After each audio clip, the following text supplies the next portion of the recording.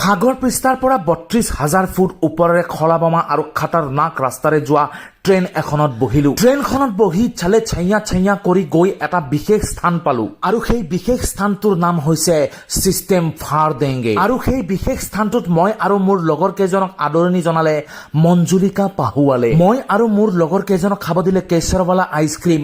ভয়ে ভয়ে আইচক্ৰীম কেইটা খাব ধৰিলো। লগৰ এজনেতো ইমানেই ভয় খালে যে আইচক্ৰীম খাই থাকোতেও চাই আছে মঞ্জুলিকা আহে নেকি। হঠাৎ দেখা পালো যে চিষ্টেম ফাৰডেংগে সাম্ৰাজ্যত চাফাই অভিযান চলিছে আৰু গম পালো যে মহাৰাণী আহিব আৰু মহাৰাণীৰ বাবে বিশেষ আয়োজন কৰা হৈছে।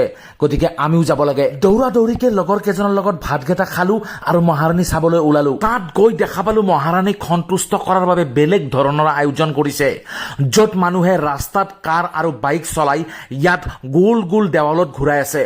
অৱশেষত ৰাস্তা চাস্তা খালী কৰি দিয়া হল আৰু মহাৰাণী তেওঁৰ বিশেষ বাহনত উঠি আহি গন্তব্যস্থান পালে। মহাৰাণী আহি পোৱাৰ লগে লগে চাইকেলৰ চকা দাঙি তেওঁক বিশেষ চেলুট দিয়া হল। মহাৰাণীৰ বাবে আয়োজন কৰা বিশেষ চকৰিটোত মহাৰাণী উঠাৰ লগে লগে মহাৰাণীৰ গাত এজনে বমি কৰি দিলে। মহাৰাণীৰ গাত বমি কৰাৰ বাবে ব্যক্তিগৰাকীক শাস্তি হিচাপে 5টা বেজি দিয়া হল আৰু মহাৰাণীৰ শাৰীখন ধুব দিয়া হল। শাৰীখন চাফা নোহোৱালৈকে ব্যক্তিগৰাকীয়ে 5 ঘণ্টা ধৰি শাৰীখন ধুলে আৰু অৱশেষত শুকাবলৈ ৰ'দত মেলিও দিলে।